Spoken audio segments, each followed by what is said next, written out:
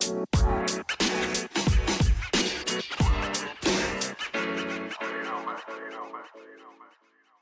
right, hey everyone, welcome into another episode of the Spoiler Alert podcast. We're on a bit of a roll here, Ty. We've had a few good movies in a row, and here's the very first spoiler of this episode. But we are going to be reviewing the Super Mario Brothers movie. Ty and I both saw it over the past weekend. And yeah, it was good. It was good. We'll talk about it in depth here. We'll do spoiler free and with spoilers here. And then, as usual, we have upcoming movies, the movie news.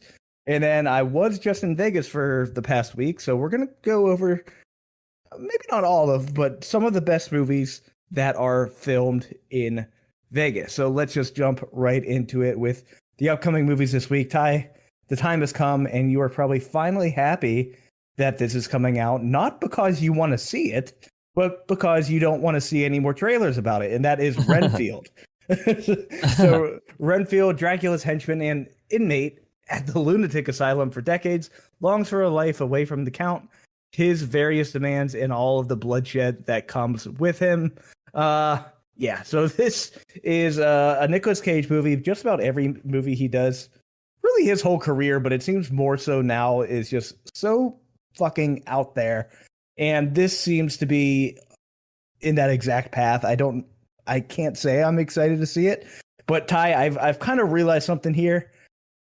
I think we need to force ourselves into more shitty movies just so we can review them. Yep, definitely. That's exactly what happened with Winnie the Pooh, and I think that's what's going to happen with this one too. The trailer is what is annoying. I don't think it's going to be a terrible movie. There's just something about the trailer, like the way that Nick Cage talks or something, that just really annoys the hell out of me every time I go to the movies. Yeah, and it was all over the place. And I normally never see that many trailers or anything that I don't pull up myself on YouTube or IMDb or something. But when we were in Vegas, just hanging out for the night, we had cable. That's the only time I have cable, and that trailer was on all the time. I'm just trying to watch some South Park. I don't need to have Nick Cage come up every single time and have to listen to him talk about, being... he is Dracula. Okay. Yeah. Geez. I'm like, wait, is he the henchman? No, he is Dracula. And I know they're fucking around, but they say this is a direct sequel to the Dracula movie from the 1930s or whatever. Obviously that can't be true, but you can make up whatever you want, apparently. Apparently, it's, from all the top critics reviews so far on Rotten Tomatoes, 93% approval rating. So that's pretty solid, actually. That's higher than I would have thought it would be, at least, too. Seems like a solid movie overall. That is why I know that name. Yeah, so I just pulled open the Renfield page. Writers, Robert Kirkman. You know Robert Kirkman, right? Let's see if I know Robert Kirkman. You will once you see what he's made. But he's Invincible. Exactly. He is a graphic novelist, I guess is the correct term. But his big one was The Walking Dead. Oh, okay. The other one, of course, Invincible. I think he's done a few other things that haven't done quite as well. But The Walking Dead, that was the first graphic novel to get me into reading comics and anime in general. I absolutely loved it. Definitely fell off maybe 3/4 of the way through. But hey, at least it lasted longer than the actual show. Maybe not terms in time, but in terms of quality, because The Walking Dead show died after the second season. Yeah, and Invincible is one of the best shows in a long time. Yeah. Animated or not, I can't wait for the second season of that. Hopefully sooner rather than later. I know they said it was going to be a while, but that show's great. And then, man, there's actually quite a few people in here. Nicholas Hoult, I recognize his face, but had no idea what I knew him from. But he's in X-Men. He's Nux in Mad Max.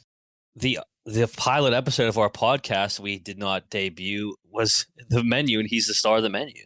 That is true. Yeah, he's the little nerd dude who, he came ready to die and killed himself. Yeah. Also tired of seeing Awkwafina and everything too. That's just I know. There's just something about the way that if you're on IMDb, that picture of Nick Cage, well, he's got the teeth out. I just think it looks so. There's something weird about it that I can't stand. it's like you know those pictures you have to look at it, and if you look at it one way you see a duck and the other way you see a Yeah. rabbit. So looking at him, depending on how you look at it, it will either be his upper teeth or his lower teeth that I are was gonna showing. say you can tell those CGI gums are going crazy. Creeping me out. All Yeah, right.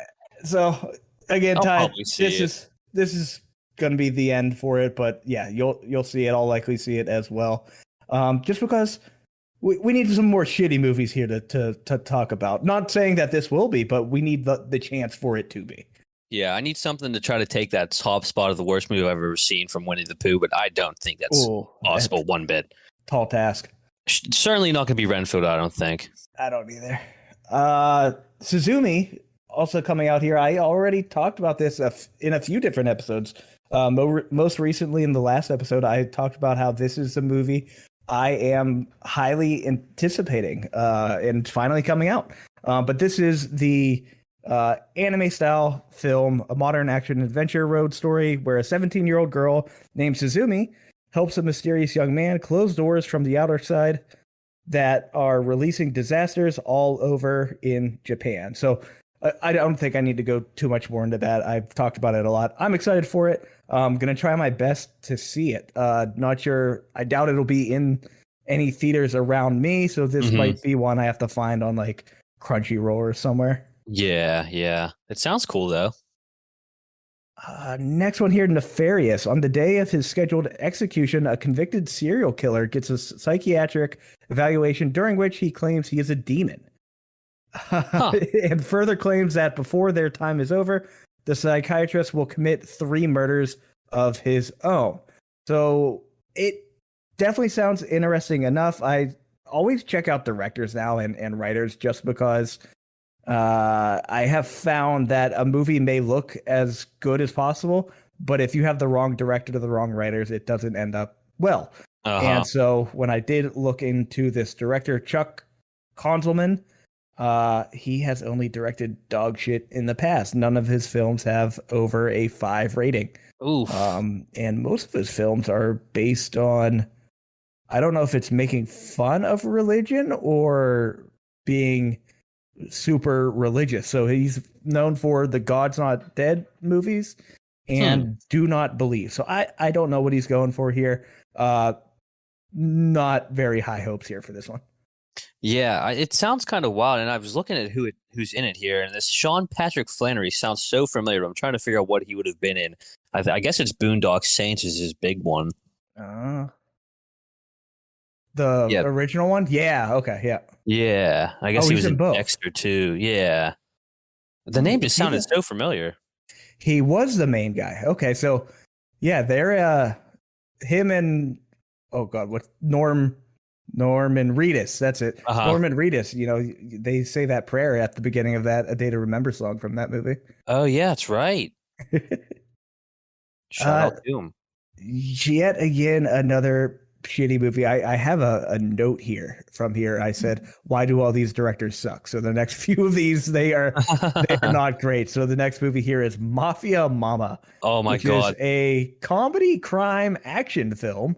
An American mom inherits her grandfather's mafia empire in Italy. That's not how that works. But guided by the film's consigliere, she hilariously defies everyone's expectations as the new head of the family business. So this is directed by Catherine Hardwicke, and she directed Twilight. So that's all you need to know. The trailer for this made me like physically cringe. It just seems Uh, so unbelievably cringy. I saw it in the theater, and Tony Collette's really good at acting, but this looks so dumb and bad. yeah, Maybe we should force ourselves to go see it too, being big Sopranos guys. that's very fair. And you know, I watched a shitty movie on the plane ride back home, Amsterdam, Oh and yeah, it yeah, yeah. proved that you can put all the good actors and actresses you want in a film, and Hmm. the story can still be shit. That could happen Yep. with this one. Yeah, I wouldn't be surprised if this is terrible. I don't even know. There's no way this is in theaters. It is in theaters. Okay, great. Hmm. Yeah. Okay. We'll see it somehow, but only to, you know, it's not good to go in with low expectations and already have your mind made up about how it's going to be, but let's just talk about how the Italian woman is blonde. There's, come on, Italy. Right. You don't see a blonde Italian woman anywhere. Next one, shitty director again. One True Loves, and yes, that is supposed to be annoying with the loves because she's torn between two guys, like every rom-com. A woman is unexpectedly forced to choose between the husband she had long thought was dead and the fiance who has finally brought her back to life. So Shang-Chi is in this one. Simu Liu, I Okay. can't say his name, but he's in that. So again, you have a decent actor in here. But then the director, Andy Fickman, dug around in what he's known for, and his big claim to fame is Paul Blart Mall Cop 2. So Oh, this not is even the this is first where one, we're the at. second one. No, Oh my no. gosh. He had to take the sequel. Jeez. So yet again, not one I'm excited to see. No. Yeah. The weird title too. That's just something that doesn't really roll off the tongue. One True Yeah, Love. you got to make it memorable, I guess. Typing that out on your phone would always autocorrect it to One True Love. You couldn't even type this out without. It's like, hey, idiot. Two more here. Next one, Sweetwater.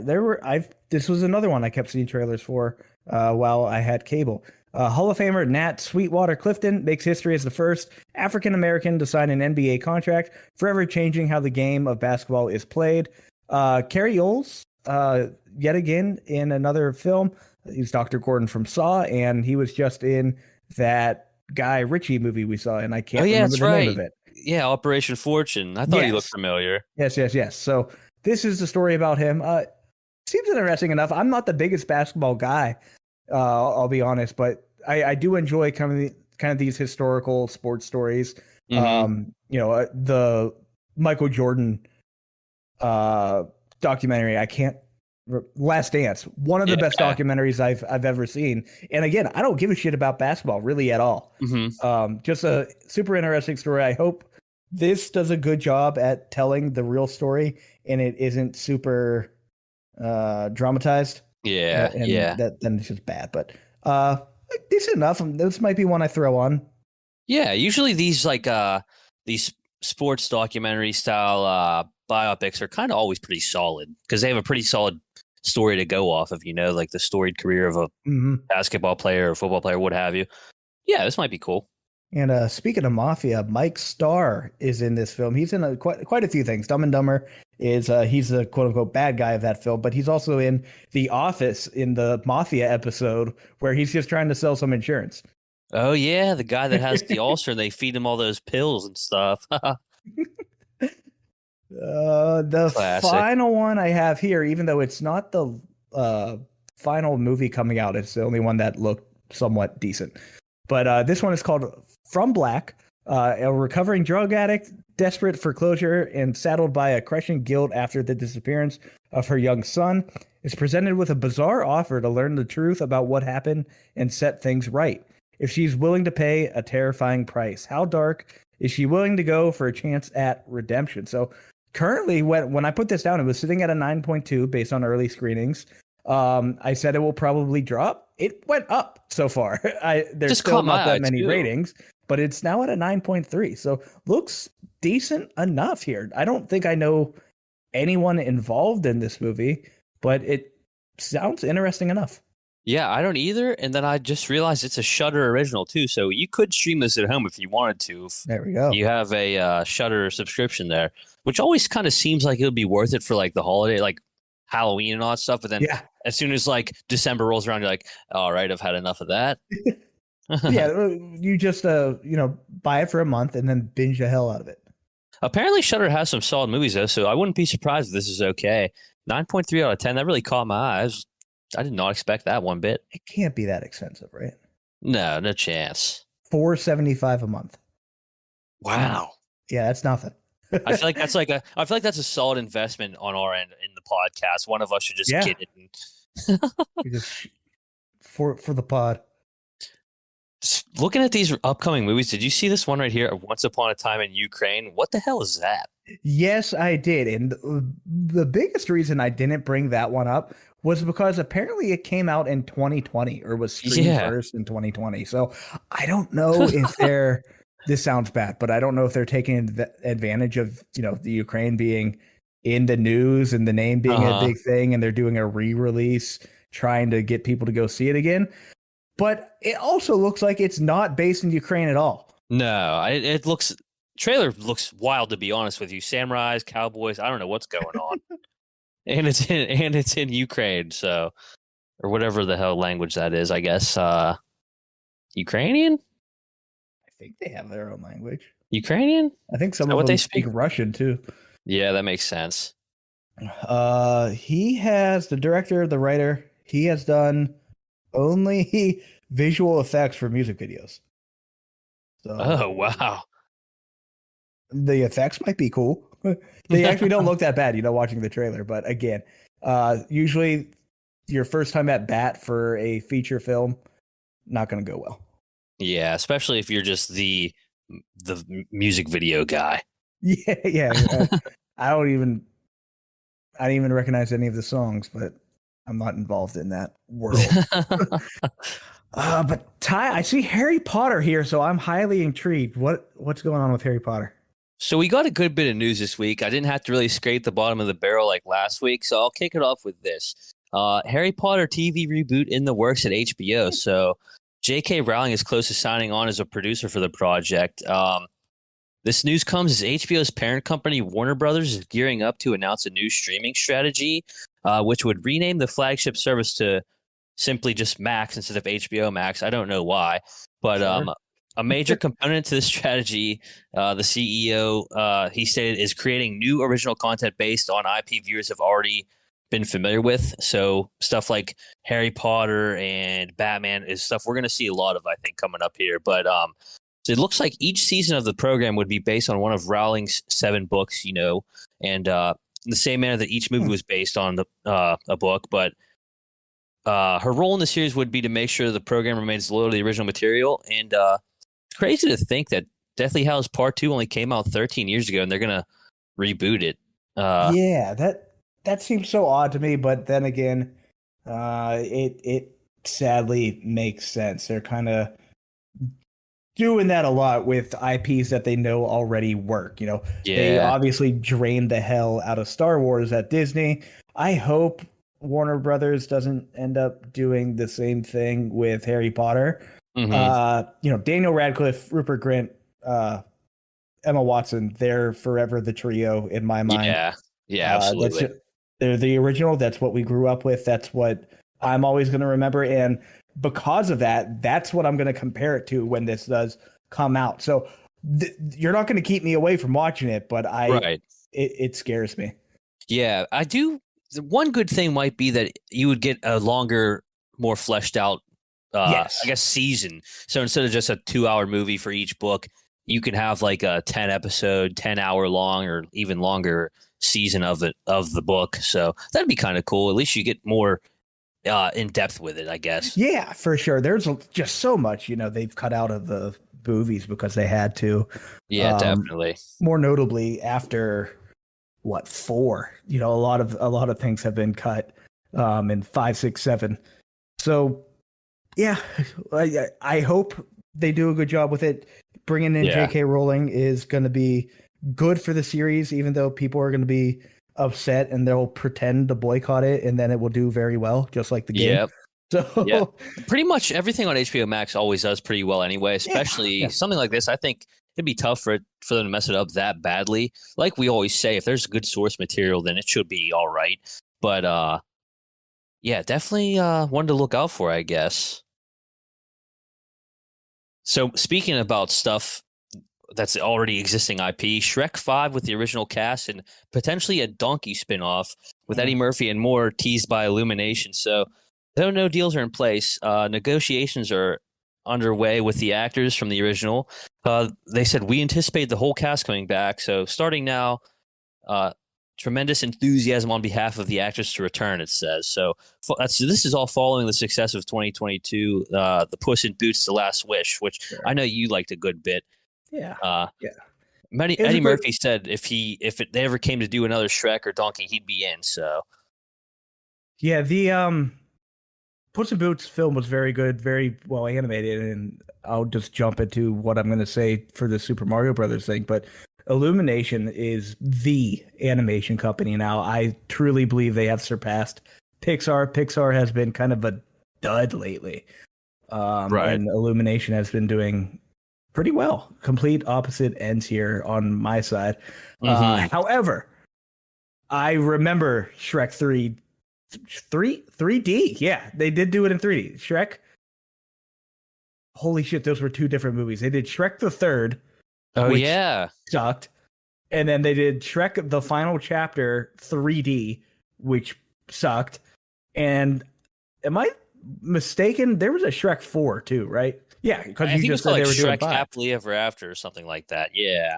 Oh, forever after. Yeah, Yeah. that's what it was, which sucked. So Yeah. again, I have my worries here about that because they peaked at Shrek 2 in my mind, and then everything else was just squeezing the dry udders of that cow. That's a weird analogy, but I went with it. That was great. I don't think I saw anything after the second Shrek, if I'm being honest. I don't think I saw Shrek That's the 3. good. That's the right move. Yeah. So maybe I'm on the good shape here, but Shrek 5, look out for that too. And that's the other thing. They know I'm gonna go see it. I know I will. Yep. And it's like I'm gonna see it. I'll probably end up paying money for it. They'll make money off of me, and it's gonna suck. And they know that. They know they don't have to output that quality. Again, I just said Illumination's been doing a good job, so maybe I end up wrong. But that's the other thing. I think Shrek has kind of done its thing. And I don't know if I could do a full donkey movie. He's a fantastic sidekick. Yeah. I don't know if I could do a full That's donkey a lot. movie either. That is a lot. Like if someone did animated Donkey to doing like Eddie Murphy's Raw from the 80s, that's a different story. I'd watch the hell out of that. But a whole story on Donkey and then, Dragon will be in it and probably his kids. That's too much. Yeah, it would be like memed to hell. It'd be like all the waffles and whatever donkeyisms are in there. So yeah. Last week here is quite a big one here. So over the weekend there was like the Star Wars celebration. So Yeah. that's whenever they release all their talk about all their upcoming movies and stuff. And we got a lot of stuff here. So Ashoka is coming to Disney Plus in August 2023, which I'm not gonna lie, I don't give a shit. Nope. I haven't even watched this new season of The Mandalorian yet, 'cause I heard it's just kind of meh as well. Yep. First two were great, but this one I haven't really felt like taking the time to watch. But then we got another show here called The Skeleton Crew coming to Disney Plus in 2023, and it's directed by John Watts, who directed the latest Spider-Man trilogy, and it's set around the same time as The Mandalorian, but it's starring Jude Law and a group of kids, and it's said to be similar to The Goonies, so like a kind of adventure type deal. So whatever, that sounds kind of cool, I guess. We have this other one here called The Acolyte coming to Disney Plus in 2024. It's set in the later days of the High Republic. It'll be a Star Wars mystery focusing on a former Padawan who teams up with her Jedi Master. So, out of the three so far, I think this one sounds pretty cool. Love a good mystery. Then we also have the Lando Calrissian, I think you say his last name like that, series with an undated release. Donald Glover is going to return to play him from his character in Solo. And then we have a bunch of movies on the way. So the main one being a new one starring Daisy Ridley as Rey again, and it's set to be about a decade after the events of Episode 5, The Rise of Skywalker here. Episode 6, 5? I don't know. I think it's 5. Yeah, episode what the hell ever. Oh, 9. Okay. So, yeah, it's called this new era is going to be called the New Jedi Order. So, whatever. That'll be cool to see her again. She was pretty cool in those movies. And then we have 4 other directors also have an upcoming unnamed Star Wars movie. So Dave Filoni, Taika Waititi, James Mangold, and Sean Levy all have their own Star Wars movie coming up here. No details are known. Did they not learn? Like they did the same shit with the sequel trilogy where they do different directors and then it doesn't make any damn sense. Yeah, I wonder why they can't ever just nail one guy down to do a whole trilogy or lock in one guy. And going back to Harry Potter, Hmm. That's what they did so well, and that's something that doesn't get talked about a lot, but they kept the original crew throughout all of it. Uh-huh.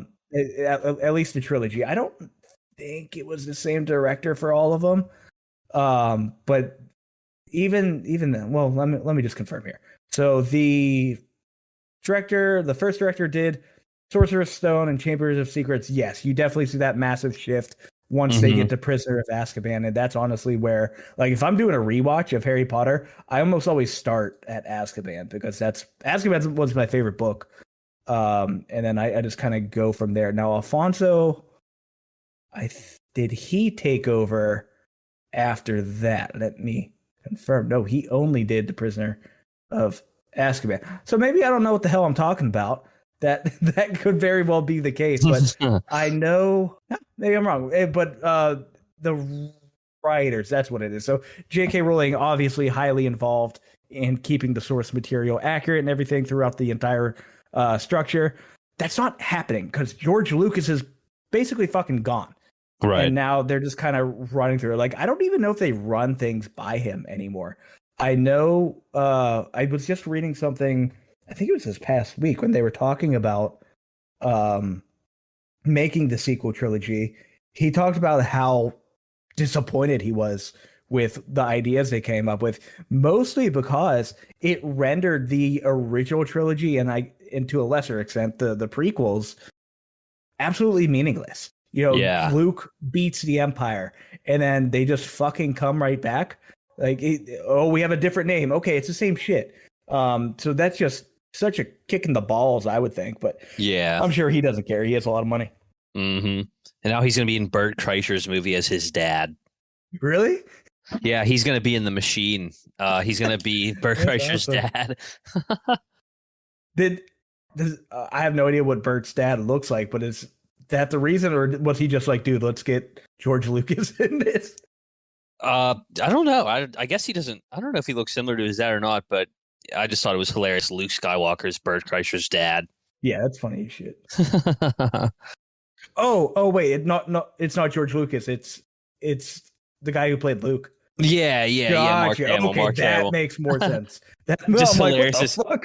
George Lucas and director's like, I'm gonna try my hand in acting for the first time You know what? I'm going for it. Let's go. in this Bert Kreischer movie. Yeah, what a start that would be. No, okay, here it is. David Yates. He did Order of the Phoenix, Deathly Hmm. Hollows, Half Blood Prince. That's where they kept the same director. That's why the feel of those movies felt the same. You know, Uh-huh. they were all way darker films, as they Definitely. should have been. You know, because at the end of Goblet of Fire, you get oh boy, why can't uh uh Vampire Boy. Voldemort. Whoa, yes, but no, Vampire Boy from Twilight. Oh, Cedric Diggory. Cedric Diggory. Thank you. Yeah, Yes, yeah. his actor. I can't. Oh, Robert Pattinson. Thank you. He dies, and then the whole shift of the series just changes to completely dark. It's 2007 now. We're grown up. We're in middle school. Everything's all dark and scary. Yeah, every movie after that one really is just dark. They put some kind of gradient on it and just made Yeah. everything's dark blue. Speaking of Oh those, yeah. have you ever seen those? I like them, but they're like little timeline strips. Like think of them. You know, they're just like a half a page wide or whatever on a web page, but they take a single frame from every frame of a movie, Oh, that's cool. and they put it together. And so, like, you know, they did it for the Harry Potters, where the first two movies, they're bright, not exactly happy, but they're much brighter colored because Oh yeah. just getting into the wizarding world. And then as it goes on, the movies are just darker and darker. And Yeah. then they've done it for other movies like Finding Nemo, where it's just very bright blue, like the ocean and everything. But Hmm. I like those types of things. But it was interesting to see how just the tone of the film shifted Hmm. once Cedric died. Honestly, Yeah, pretty much. That's like the shift. I know. Yeah, exactly what you're talking about. Cool. So Ty, let's jump into Super Mario Brothers review. So we'll kick it off like normal. We will do it without spoilers, Hmm. and then we will jump into spoilers. So once we go into the spoilers, I will again let everyone know that we're about to do that. And then when I edit, I'll say, hey, if you want to jump ahead to the best movies in Vegas section, jump ahead X amount of minutes, Hmm. it, it's just easier. uh, but in general, Ty, you saw this movie before I did. We were worried going into it. We talked about it. It was on my list for most anticipated, but I did say like this could either end up really well or they can drop the ball completely. And for me, it was really riding on Chris Pratt's voice performance Uh-huh. because you hear him in the trailers and everything they put on, and you're like, oh, that's going to get overwhelming. That's going to be too much. But that Hmm. didn't happen. You texted me immediately. You're like, dude, critics are just fucking dumb. Like this movie's Yeah. great. It's fun. And then I watch it, maybe a couple days later, and I'm like, holy shit, this is fun. So in Yeah. general, it was just a very fun movie. And let's check out the rating here. So Ty, I don't know if you have it pulled up on Rotten Tomatoes, but on IMDb here, 7.4 out of 10 user rating, a 46 out of Oh, 100 wow. Metacritic score. Like, and Wow. let me just get the user score on Metacritic, 8.7. So Yeah. again, critics they don't play video games. They have a hard time. They can't wrap their brain around it. This Uh-huh. was a very fan service type movie, and that's very likely why people don't like it. And I'll just read one line here. Super Mario Brothers movie is chock full of Nintendo Easter eggs to the determinant of the story and its characters, which lack any real substance. Fuck you. Yeah.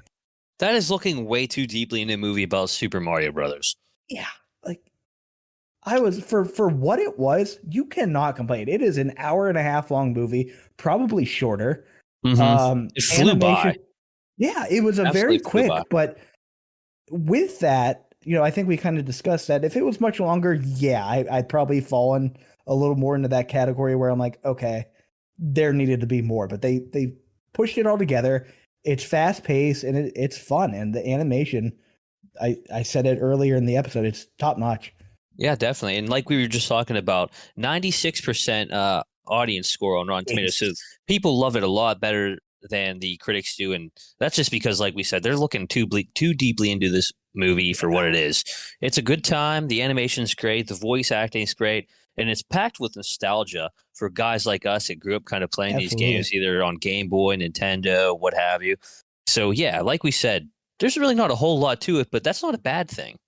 No, absolutely. I just wanted a movie to, like I said, well, before we started recording, I'm fucking jet lagged and I'm tired. I just want something to pop on and enjoy, and that did a great job. Hmm. It was enjoyable basically the whole way through. You start noticing things, the little Easter eggs at the very beginning. So when they are, where are they at? There's in the pizzeria they're in. There is a film on the wall called Jumpman, and Jumpman Hmm. was what Mario was originally called when he was in the Oh, Donkey okay. Kong game. So that's Yeah. their tribute to that. But it splattered everywhere, and I have to say, most of the movie I probably spent more time focusing on like the background Yeah, it's than trying to figure what was out little actually Easter going on. eggs. Yeah. Exactly. But another one I noticed was there was a restaurant. I think it's at the end of the movie. I Hmm. can't remember, but they had the duck from Duck Hunt on it. Yeah. Did you notice Luigi's ringtone on his phone? It was the GameCube. Yes. That was Yeah. so cool. I'm like, that's really good. And I wanted, so you know how on the GameCube, if you held the Z button, when you turned it on, it made like the squeaky ball noise for Yeah. the thing. They should have Uh-huh. done that too for someone else's ringtone. But Yeah, that would have been great. This yeah, movie this also smashing a lot of records here. So nice. I have a couple whatever stats here. So it's the highest grossing debut of 2023, surpassing Ant-Man and the Wasp, Quantumania. It's the biggest 5-day Wednesday through Sunday opening of all time. So That's specifically only for movies that open on a Wednesday, because in reality, it's nowhere near the biggest openings of all time, which are like Avengers Endgame, Spider-Man No Way Home, and Infinity War. But yeah, so Wednesday to Sunday, biggest 5-day opening of all time. It's the highest grossing debut for Illumination, beating 2015's Minions. And it's their highest grossing debut for a video game adaptation, outranking 2022's Sonic the Hedgehog 2. Real okay. There we go. Because a lot of people wanted to compare it to Sonic, and there you go. Yeah, and it could also win an Oscar for Jack Black's, Bowser's Peaches song. Really? Yeah, That's it would be fantastic. a best original song. So that would be crazy. That would be absolutely hilarious. What, something else we had here. This is the first time in a non-video game where Peach is referred to as Princess Peach and not Princess Toadstool. Oh, really? Yeah, and we'll get into it a little bit in the spoilers, but I think her background that they came up with her is a little different than what it is in the games. Again, I'm not super into the Super Mario lore. Yeah. But I feel like I know enough playing enough of the games. But so Ty, for you, we're the same age. So I'm assuming for you, when you think Super Mario Brothers, do you also think of Super Mario 64? Yeah, exactly. Yeah. Yep. And then with the newer ones, I started to think about a little bit like the DS games. So I think I had maybe one of those whenever I had a Nintendo DS back in the day.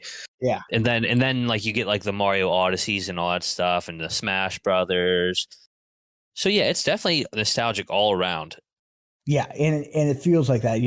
This isn't a spoiler because it was in the trailer, but Mario fights Donkey Kong in a very Super Smash Brother like scenario or level stage, whatever you want to call it. And I thought, they might do what he was originally from, the Jumpman thing in the Donkey Kong, and Donkey Kong was gonna be throwing barrels and shit at him the whole time. But just again, all in all, fun movie. We're seeing in theaters, I think. I think so too. The color in animation, again, I can't say really enough about it.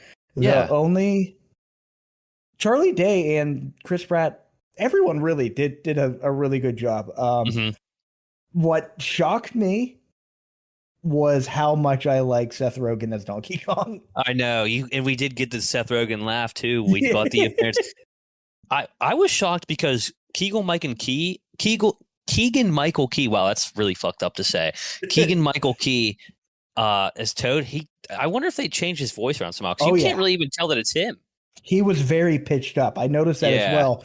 And when he first came on screen, I'm like, okay, maybe that's a different Toad. Okay. That's the other thing. So this isn't ever explained very well by Nintendo or even the movie, but Toad is named Toad, but he's also a Toad. Which means everyone else is also a Toad. Like a Toad is their race or some shit. But then, of course, we have Toadette. There's no Toadette in this movie that I've seen. Maybe she was in the background. But yeah, that has to get confusing, Oh, surely. If they're all named Toad and he's just a Toad. Or what if that's just like some famous people type shit where you get named and it's like if you had a kid, Ty, and you just named him Human. That's hilarious. I didn't even think about it like that. That is really funny though. So I think like all the characters too that play a Toad are just like older Toad, General Toad. Yeah. This Toad has glasses. Yeah. That's good. They did reference I forget the name of the game. A Toad has a cooking game. I believe it was for the Wii. Oh. And so he carries around a frying pan.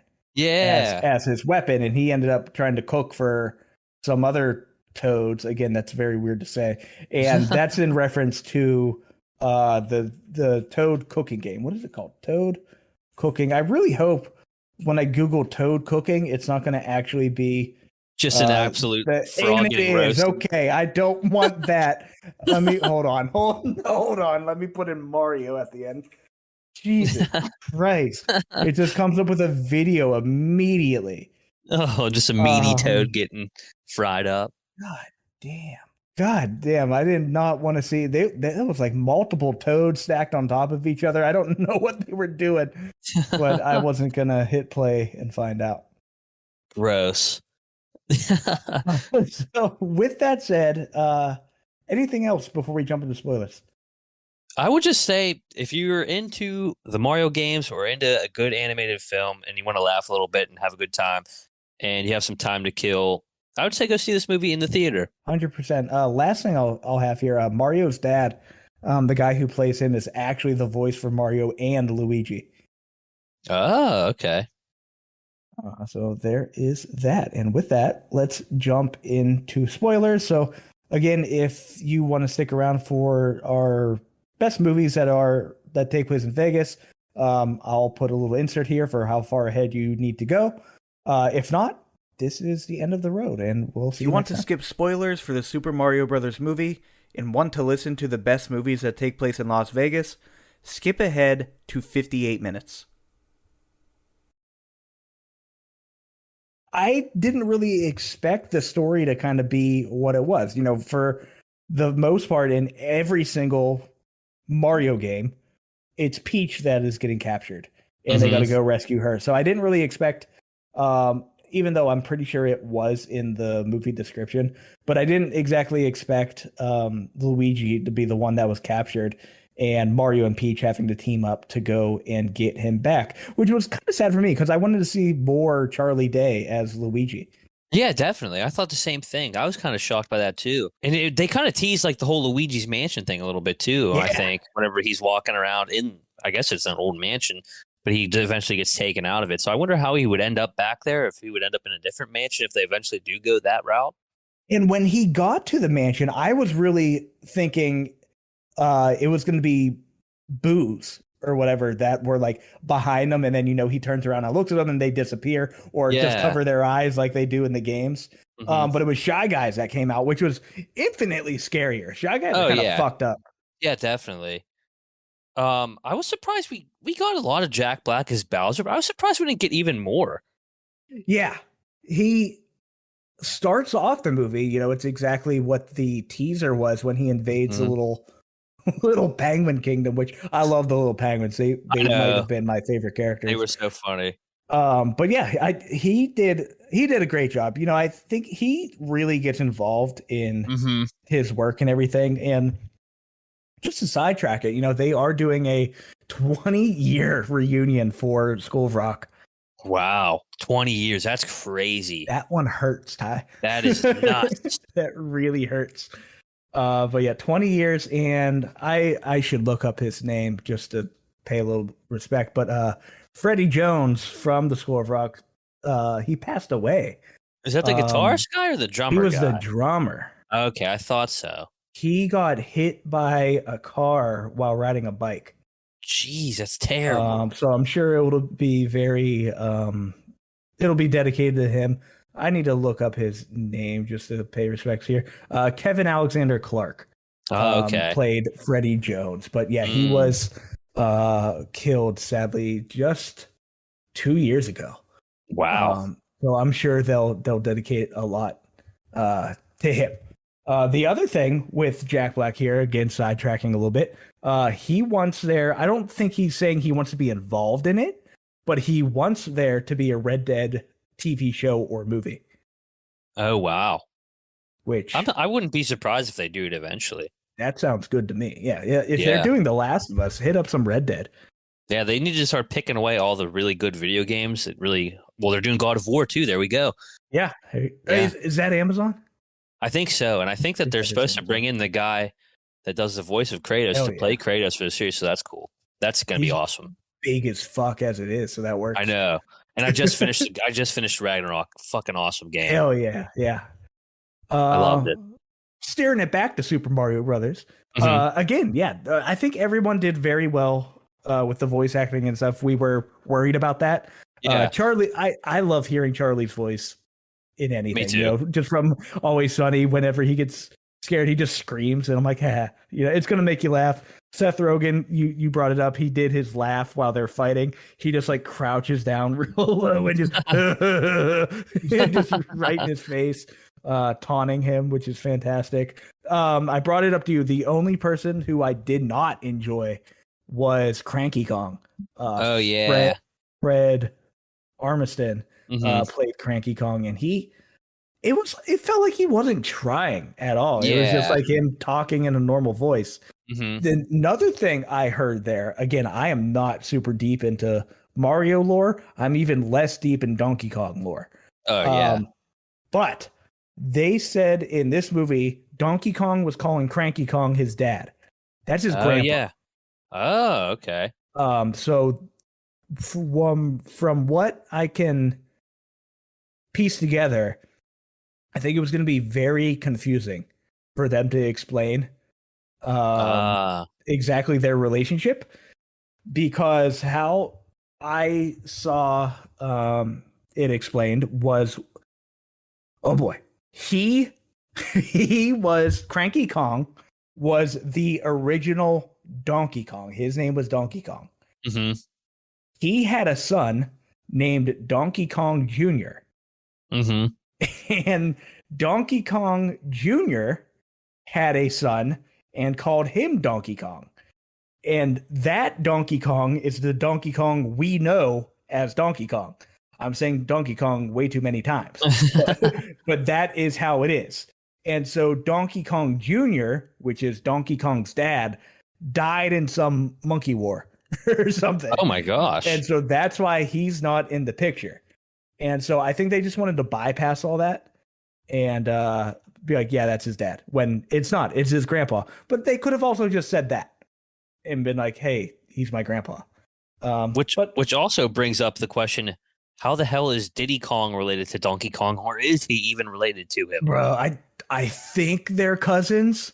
That sounds about right. I honestly do not know, but I will tell you, whenever Donkey Kong, they opened the gates for him to come out and they started playing the fucking Donkey Kong rap. Donkey Kong. I was That fucking that was stoked. awesome. Dude, there were so many fun little things like that that made the movie that much better. Um, I had one other thing.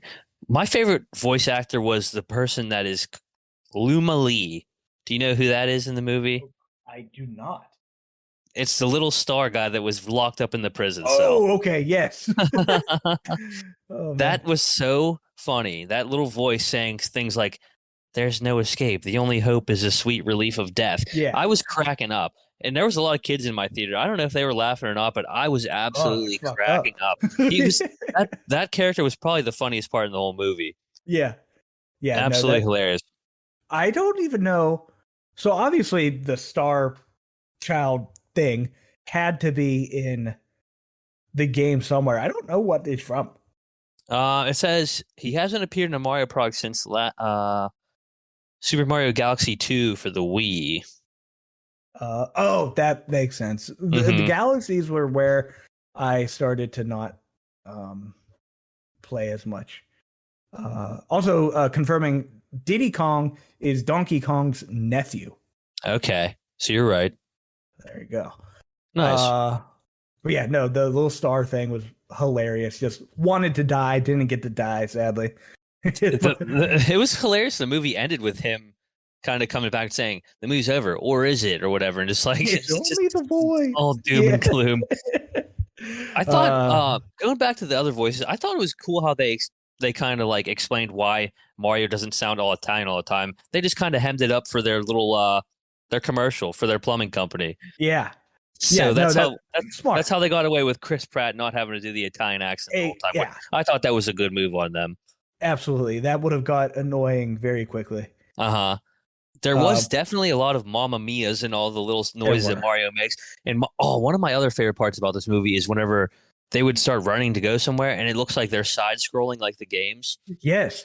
That Yeah, was they're so just cool. jumping through the levels, and you would notice like when Mario runs, if he's sprinting, his arms are behind him. Such a cool Um, little like not even an Easter egg, just such a cool nod to like the video games.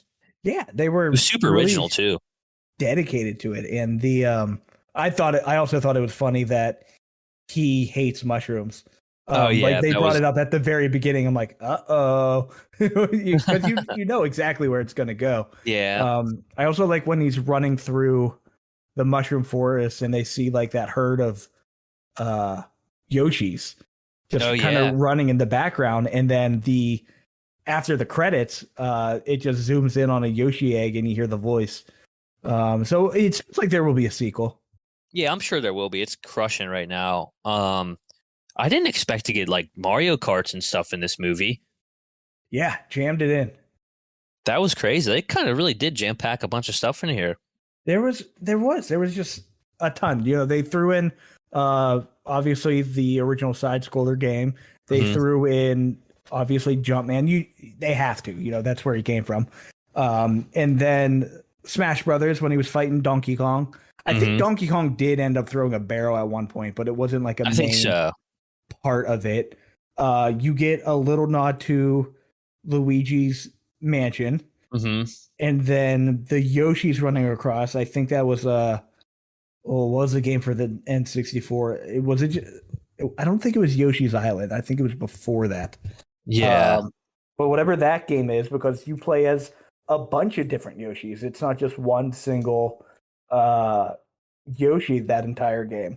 Hmm. So yeah, shit ton going on here.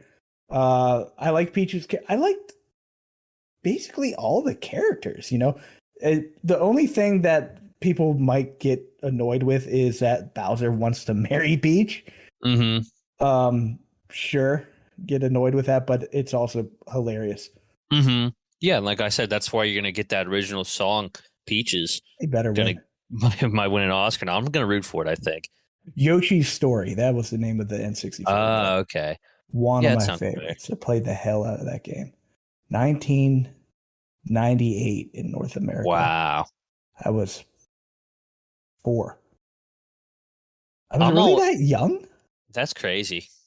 Yeah. Jesus. All I'm right. excited to see if they eventually bring in like Wario and Waluigi. How Yeah. do you say that? Waluigi? I don't even know how you say that one. Waluigi, yeah. Yeah, And the then purple guy. yeah, that'd be a good one. I have no idea what the fuck their lore is either, or where they just kind of showed up one day. Yeah, are they brothers? Are they cousins? I don't know. The what else we got? Oh, here we go. Toad is the only Jesus Christ. Toad is the only one of the toad species. Okay, so it is a species not wearing the same colored hat and vest. Ah, So okay. it makes him stand out. He's very unique. I got the info. I think it says that most popular opinion was Wario and Mario were cousins, but that's not the case. Wario and Mario are uh, actually childhood rivals. The two share no blood relation. is I wonder are if the, Waluigi is related to Wario then. that would make sense. I wonder. So like the douchebag with the glasses that picked on Luigi at the beginning of the movie. I don't remember his name or what they called him, but what if he becomes like Wario somehow? So it looks Because like Waluigi is not related to Wario. They're just friends, I guess. they just look exactly. Their dad was getting around. Yeah, what the hell? What else did we say here? Oh, when he was playing the piano, first off, the Peaches thing was hilarious. Um, and then when he had the Koopa guy come play the piano with him, and they started playing the OG Castle song, like Oh, I that was was cool. That like, was really cool. awesome, love it. Yeah, there really um, wasn't a lot of stuff that I didn't really like about this movie, so it's no, tough to, yeah, that's why it was tough to like rate it because it's just like a fun, not really too much. It's not really, you can't really look too deep into it, like I said. It's just a fun time. yeah. Again, you can't go too deep into the story because sure, it's a very simple story. Hmm. But if you're a fan of the video games, if you played one of the video games, you'll notice something from the game in this movie outside of obviously the normal characters. There'll be something in the background that you notice, but there was a lot of fan service, and if you Hmm. don't care for the video game, no shit, you're not gonna like it. Why would you? That doesn't make sense. Yeah, all these older 80-year-old movie critics that went and saw it were like, this is dog shit. It's like, well, you just don't know what to expect. Video games are a fad. Yeah. Okay, Take a back to walk, your old man. Back to your retirement home. Yeah. Yeah. So I think I'll put it at about a 6 out of 10. Was I gonna end up on it? That's fair. I looking at it when I did my rating, I'm like, shit, I made this really high. But looking at what I've rated below it and what I've rated above it, Mm-hmm. it felt right. But I ended up having it at an 8 out of Okay. 10. And it's kind of wild because the last few movies we've talked about, I had John Wick 4 at an 8 out of 10. And I Mm-hmm. had Tetris at 8 out of 10. So again, people, they might listen to this and be like, Dylan, you really think Super Mario Brothers is as good as John Wick 4? And when you go down to the finer details, no, of course not. Mm-hmm. But I am rating it based on how much I enjoyed it. I Mm-hmm. enjoyed it probably the same amount as I did John Wick 4 and Tetris. That's So about how I had yeah, it too. It's right in line with like Tetris for me and Megan. yeah, Not movies fair I enough. didn't like, just movies that I liked. Yeah, it's good enough. Yeah, good time. I don't think would we say it lived up to the expectations that we had going into it as being like one of our most anticipated movies of the rest of the year? That's a fantastic question. So for me, I think it hit the bar. I don't think it exceeded it. Mm-hmm. But like I said in the last episode when we are talking about anticipated movies, there were a lot of things that could go wrong with this movie, and they didn't. Yeah, I agree. I think I could have been a lot worse. So I think overall, I think it was rated about that level because I don't really know what they could have done to make it any different. No, they got their characters out there. They established the story and animated it really well. And that the how good the animation is might also be tied in with how short it is. Shorter film.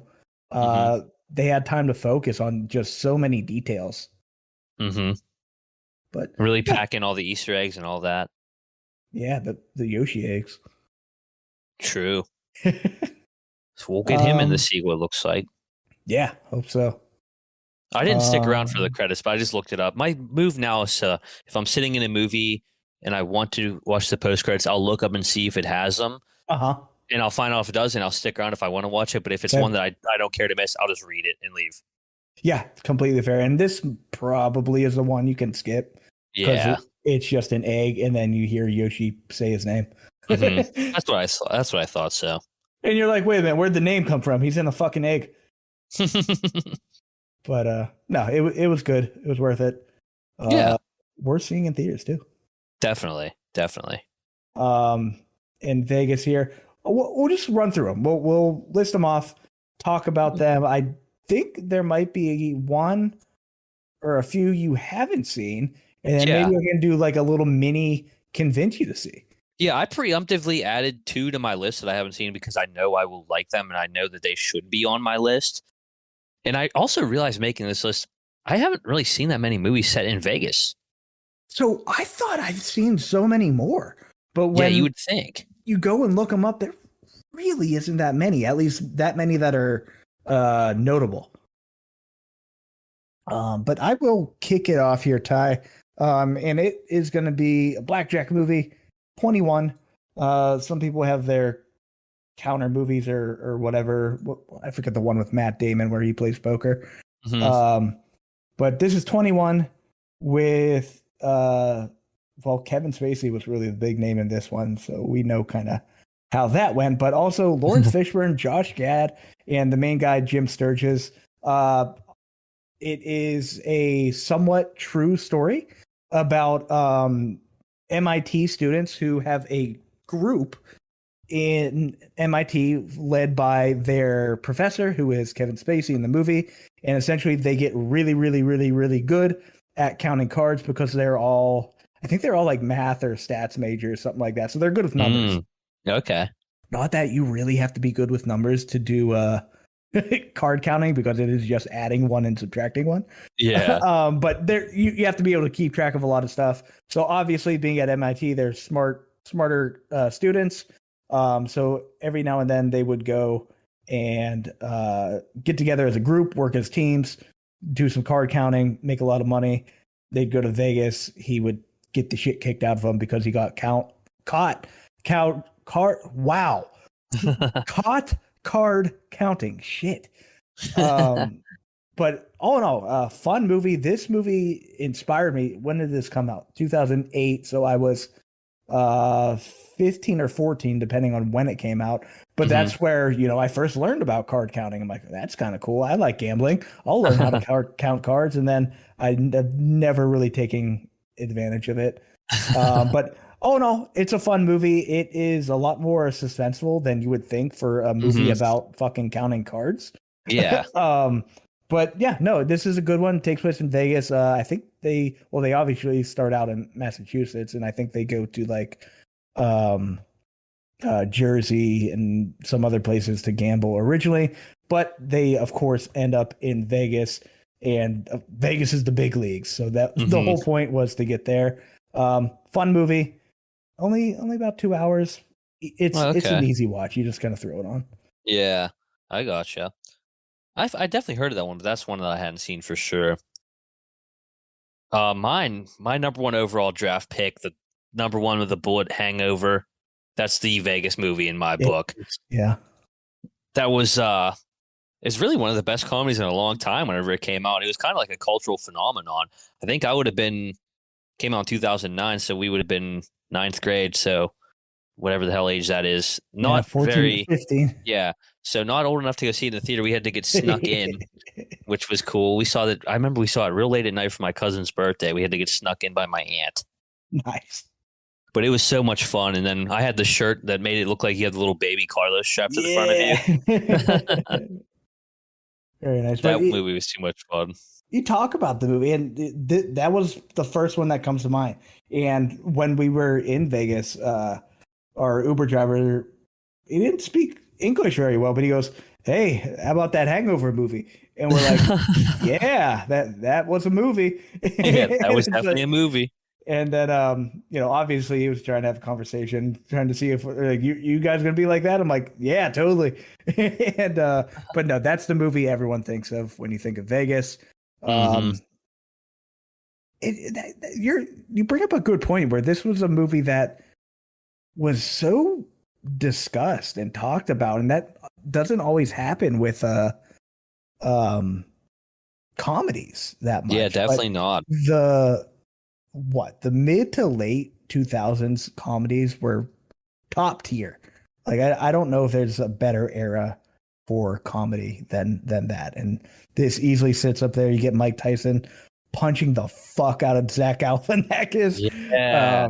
It's just all in all hilarious movie. It was that is like what comes to mind immediately whenever I think about a movie set in Vegas. I'm gonna do another card counting one here, but Rain Man. Okay. So Rain Man, I honestly, I don't think I saw this movie until a few years ago.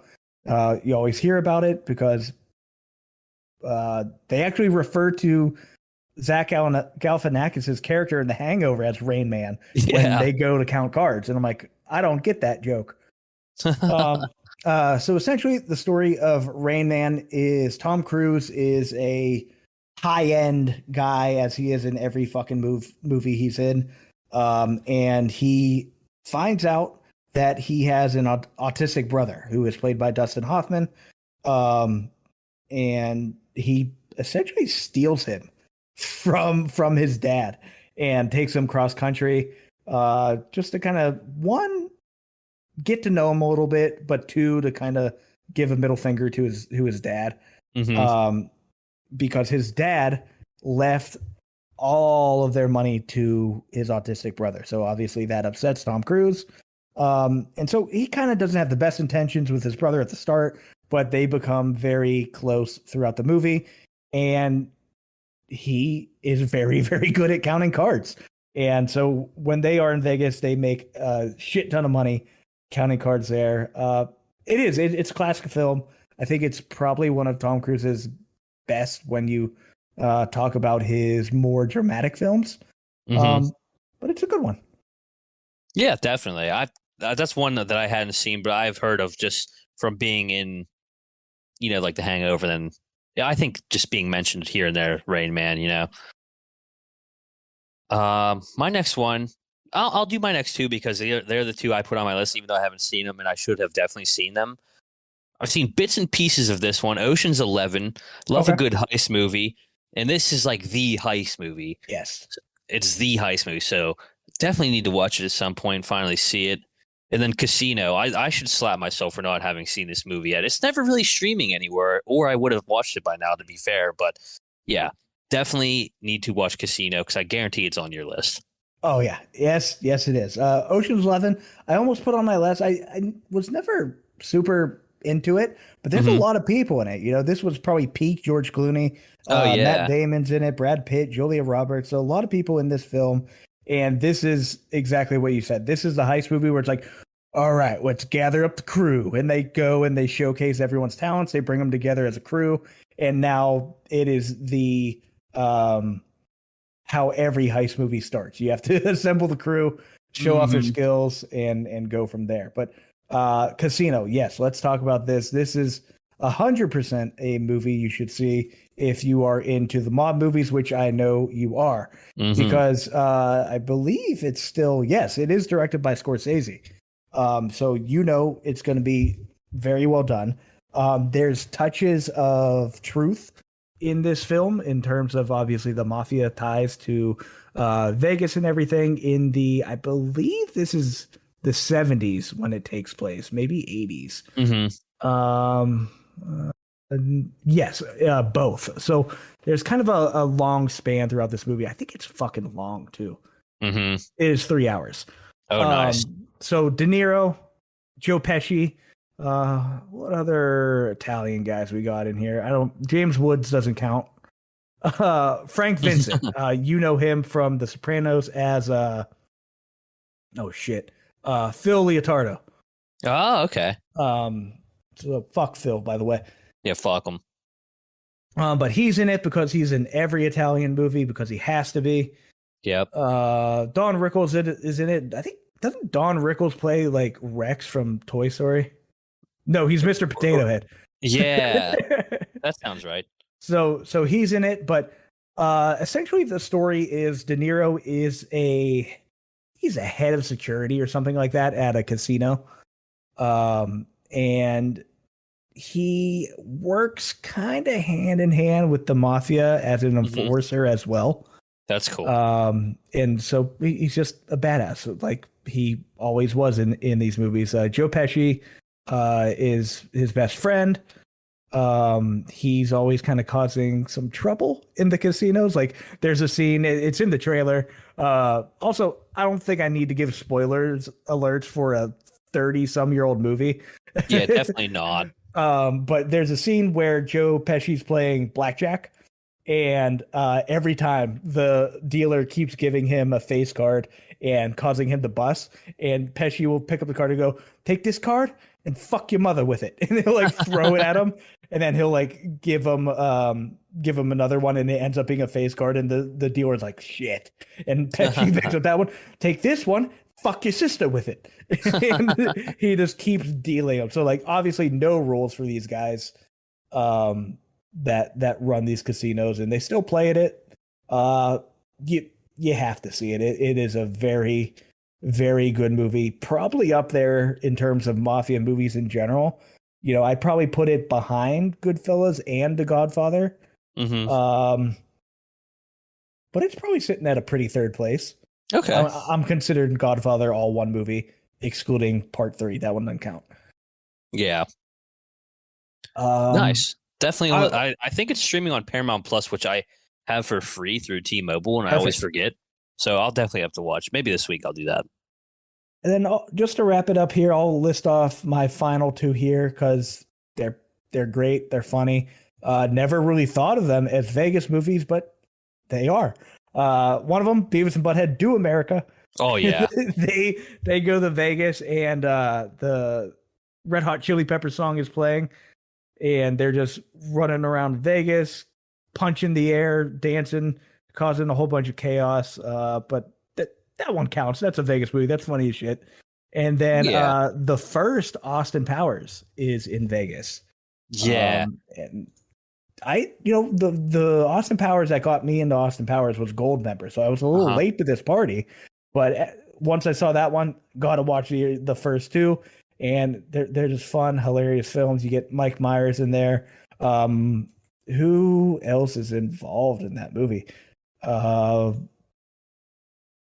He plays like everything in the movie. yeah, Fat Bastard's in the second one. I was about to say Right. Fat Bastard. Yeah. Will Ferrell as Mustafa. That is one of the Um, funniest moments in the whole movie. Oh, oh I'm my still god, down here, still alive though. Oh, it's so good. yes, yeah, an aspirin or something. No, again, just I think everyone knows Austin Powers by now. Yeah. It counts as a Vegas movie. It kicks off the series, obviously poking a ton of fun at James Bond. Does a great job at it. Is Mini Me is also not in this one. Oh yes, he come along in the second one. So the second one is where it's at. The second one is where it's at. I always think of the first one though because I think that's actually the one I saw first, probably from my parents watching it back in the day. Gotcha. But then after, they're all so good. They're just like they're nostalgic for me too. Yeah. The first one though is funny because it is like the it's like the one I think of all the time because of the sharks with freaking laser beams attached to their heads and stuff like Yeah. that. So Yeah. many dumb little things like that. Absolutely. Yeah, that one was on my list too. And then the one that finished my list off is Rush Hour 2. I don't even remember. They're in Vegas for a Yeah. little bit. I was at this point I was just like scrambling to remember movies that were in Vegas. Rush Hour 2. I think It we just talked about Rush Hour not that long ago. I think yeah. then we need this third one. Before Jackie Chan's too old to do his own stunts, we need Rush Hour 3. Yeah, sure. Yeah. So that's good stuff. Yeah, we talked about Rush Hour with why Chris Tucker. That was why. Yeah, yeah. Because he is in Air. Air. He'll be in Air, I think. Oh, that's right. Okay. So I think that's how it got brought up. I'm glad Chris Tucker is making a comeback. He's funny. I I think like so. Yeah. hearing his voice. He does have like an all-time voice. But I think that's it. Much like you, I was surprised just how few films that are worth talking about are in Vegas. Some other ones that I did see were like Swingers, which I didn't think was that good. But that's where like John Farva was kind of getting his start and everything. He was in that with Vince Vaughn, and now he fucking basically runs Disney. It's crazy. And I saw another one that was on there. It's Mars Attacks. I used to love that movie, but I haven't seen it since I was like a little kid. I don't know if I've ever seen the full thing. I definitely used to love it back in the day. I had the little gun that looked like a brain. But it's been so long since I've seen it that I probably don't remember a thing about it. Now I want to watch it. I went on a decent binge of old comedy movies on HBO Max, and it's so worth it. Like, you watch these movies and you can just leave them on, know exactly what's coming up, and it doesn't matter. It's still fucking funny. Where I might have to watch this. Which one? Mars Attacks. I'm gonna have to watch it like shortly here. I wonder if it's streaming on anything. I'm gonna look right now. It's a Tim Burton joint. I always forget that. It's a Tim Burton joint. Really? Yeah, he directed. That shocks me because I am not. I think I brought this up as well. I'm not a Tim Burton guy at all. Oh yeah, it creeps me out. Pierce Brosnan, Jack Nicholson, Jessica Parker, Glenn Close, Martin Short, Danny DeVito. What a star-studded cast! Jesus, it's crazy. I think it's on HBO Max too, so that might be on the list. I've been watching Beef though. Beef is great. You got to watch Beef. I do got to give Beef a go. Yeah, I think there's only 10 episodes. I think I'm almost on the 7th. So hell yeah! Between last night and today, I've been binging it. Is it single season? Yeah, so far. Awesome. Jack Black also in Mars Attacks. He's killing it. Jack Black is a timeless treasure. I respect that man.